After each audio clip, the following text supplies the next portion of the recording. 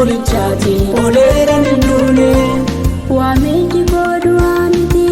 jireenya naaf kenname aannan deema darbe gatiin koo isaan dhume aannan deema darbe gatiin koo isaan dhume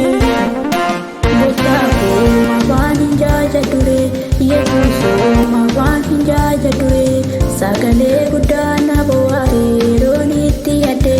akeekisaanarraa ayyoomaan sodaadhe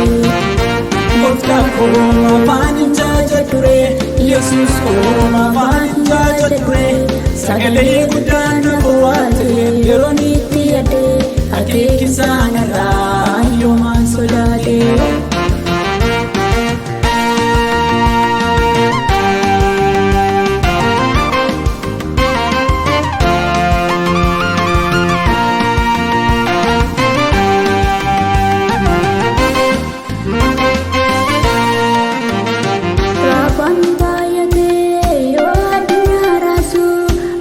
Yesus na waliini eessattuu na buusu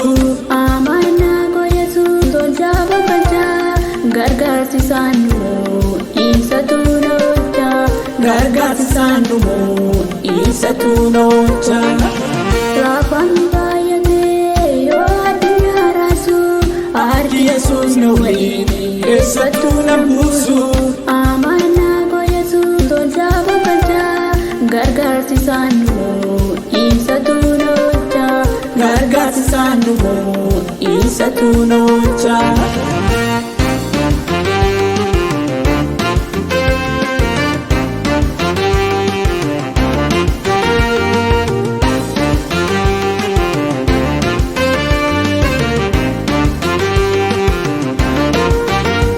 ani hin nyaatamu kakuu baadheen jira balaaf dhibee safaa isaan na golbooba balaaf dhibee safaa isaan na golbooba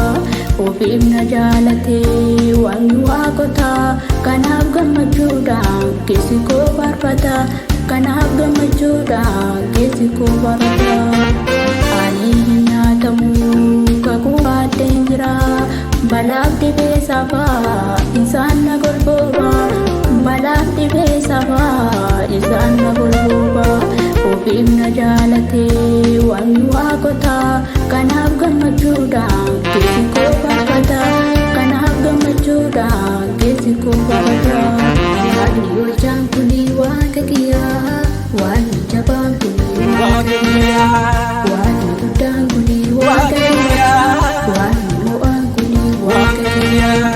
waaqni olchaan kuni waaqa kiyyaa waaqni jabaan kuni waaqa kiyyaa waaqni olchaan kuni waaqa kiyyaa waaqni jabaan kuni waaqa kiyyaa